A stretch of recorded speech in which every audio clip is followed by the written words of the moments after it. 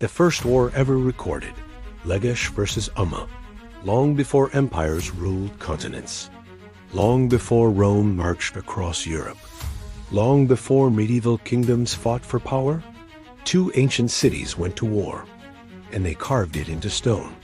Around 2450 BCE, in southern Mesopotamia, two powerful Sumerian city-states fought what many consider the first recorded war. This was not a myth, not a legend, it was documented. The conflict centered around fertile farmland called the Godina territory. In a land dependent on irrigation and agriculture, control over fertile land meant survival.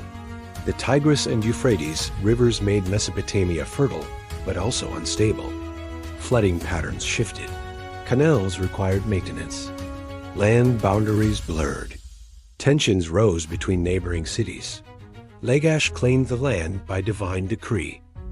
Umma disagreed. The dispute escalated. What makes this conflict extraordinary is the Stele of the Vultures, a carved stone monument that depicts the war in detail. It shows soldiers marching in formation. It shows bodies of the defeated. It shows vultures. It names rulers. It describes victory. The ruler of Lagash at the time was Enadum. He claimed divine support from the god Ningirsu. According to inscriptions, the gods sanctioned the war. Victory was not merely political, it was spiritual. The Stele represents one of the earliest examples of organized warfare.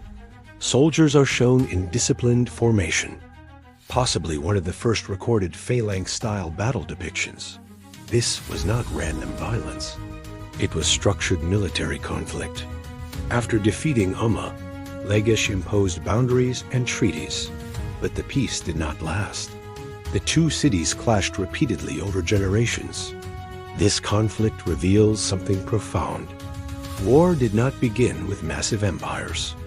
It began with city-states fighting over resources, land, water, power. The reasons for war 4,500 years ago are not so different from today. Control of territory, economic survival, political dominance. The Stele of the Vultures stands as silent evidence. It is one of humanity's earliest acknowledgments of organized violence.